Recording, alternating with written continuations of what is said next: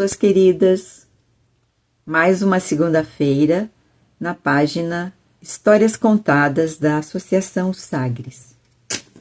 Vamos acender a chama das histórias, histórias antigas, histórias que são recontadas, interpretadas. Quem de nós não teve um grande desejo, ou ainda tem? E quem de nós não teria um desejo de encontrar algo mágico para fazer com que ele se realizasse? Essa história conta um pouco disto.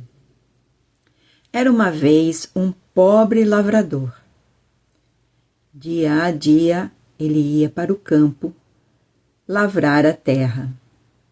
Num dia de sol a pino, estava ele cansado, com aquele calor intenso, parou um pouco para descansar, pegou a sua enxada, apoiou as suas mãos no cabo da enxada, colocou o queixo próximo a ele e ficou pensando.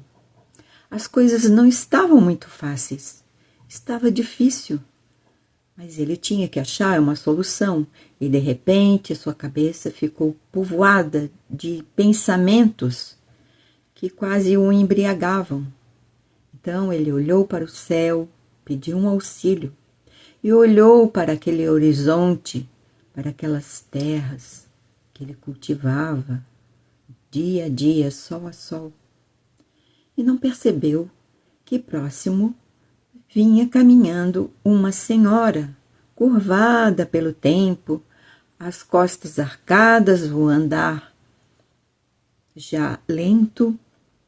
E ela chegou para ele, olhou nos seus olhos e perguntou: "Boa tarde, você aceitaria um conselho meu?" Ele pensou: conselho? Não estava entendendo muito, mal tinha percebido a chegada daquela senhora, já idosa. Então ele falou: "Sim, pode ser, vou ouvir." E ela falou assim: "Deixe tudo, largue o trabalho e caminhe por 2 dias em linha reta até uma floresta. Lá você vai encontrar uma grande árvore. Corte esta árvore e você encontrará a sua fortuna." Ela seguiu o caminho por aquela estrada e ele resolveu, no fim da tarde, voltar para casa, ainda com aqueles pensamentos e aquele encontro inusitado povoando a memória dele. Chegou em casa, contou para a sua esposa, ele ficou pensando no caminho: mas como eu vou fazer? Deixar o meu trabalho, que eu dependo para o meu sustento e dos meus filhos? Como farei? Mas algo dito por aquela senhora fez com que ele sentisse a firmeza e a segurança de que seria algo bom e necessário. Então, ele falou com a sua esposa e ela concordou que ele se preparasse para fazer aquela jornada. Assim foi que no dia seguinte, manhã cedo, ele preparou umas provisões, pegou o seu machado e seguiu um caminho reto. Depois de 2 dias, ele encontrou essa floresta. E lá, numa clareira, tinha uma árvore muito alta, a maior de todas. Então ele preparou o seu machado, amarrou a árvore e pôs-se a trabalhar com afinco e determinação. E assim que, a cabo de algumas horas, muito esforço, ele conseguiu tombar a árvore. E quando ela caiu ao chão, lá no alto dos seus galhos, caiu um ninho. E dentro do ninho haviam apenas 2 ovos. Um deles saiu um pequeno gavião, que, como num passe de mágica, ele foi crescendo e tomando corpo. E no outro rolou para o chão um anel de ouro. Assim, ele, assombrado com aquela imagem, viu que, à medida que o tempo passava, aquele gavião ia tomando corpo e forma, ia crescendo e se tornou um gavião adulto, já pronto para alçar voo. Mas antes dele alçar voo, ele falou: obrigado por me libertar. Tome este anel e faça um pedido. Mas preste atenção, faça apenas um único pedido e que seja bom. E assim o gavião voou para muito alto, a perder de vista. O lavrador voltou para sua casa, mas ele tinha 2 dias de caminhada. Então, ao entardecer, chegou a uma cidadezinha. Estava na porta de uma joalheria o joalheiro.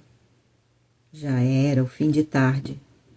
Ele tinha que descansar da longa caminhada e do trabalho forçado que ele fez. Então ele viu que na porta da joalheria estava o joalheiro. Ele perguntou: você poderia avaliar este anel? O joalheiro olhou, meio com desdém, e falou: isso não vale nada. E assim... Como assim? Perguntou o lavrador. Como? Ele vale muito mais do que a sua joalheria? Ele é um anel mágico. Eu posso fazer um pedido e conseguir o que eu desejo. A noite estava chegando e o joalheiro perguntou: você está longe da sua casa? Ele: sim, há mais um dia de caminhada. Você gostaria de ficar aqui e pousar a noite aqui? Ele agradeceu o convite e ficou, pois estava muito cansado. Logo adormeceu e dormiu um sono profundo, tão profundo que ele não percebeu que no meio da madrugada o joalheiro tirou o anel do seu dedo e trocou por um outro igualzinho. Assim, na manhã seguinte, ele, já pronto para retornar à sua casa e contar toda a façanha para sua esposa, para os seus filhos, ele nem percebeu o que tinha acontecido. Durante o caminho, foi pensando qual seria o desejo, o que eles estariam necessitando de fato. E assim foi que ele contou toda a história para sua mulher, e como ela e ele eram muito precavidos e muito ponderados, eles pensaram: vamos ver a necessidade que temos. Aí ele falou para sua mulher: mulher, o que você acha se a gente trabalhar com afinco, determinação e vontade, podemos aumentar a nossa propriedade e assim vamos pensar qual a necessidade que temos de maior urgência e fazer o pedido para o anel. Mal sabia ele que lá na joalheria, quando o joalheiro percebeu que ele estava a muitos quilômetros de distância, ele fechou as portas da joalheria, cerrou todas as cortinas das janelas, entrou no seu escritório e pensou imediatamente: desejo 100.000 moedas de ouro. E mal girou o anel, caiu sobre ele milhares de moedas de ouro pesando sobre a sua cabeça. E ele se viu soterrado com todas aquelas moedas. E aqui acaba a participação desse joalheiro nessa história.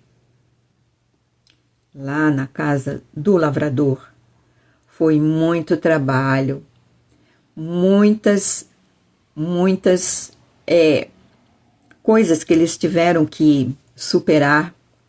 E à medida que acontecia algo, ele olhava o anel, olhava com carinho, sua esposa ficava ao lado dele.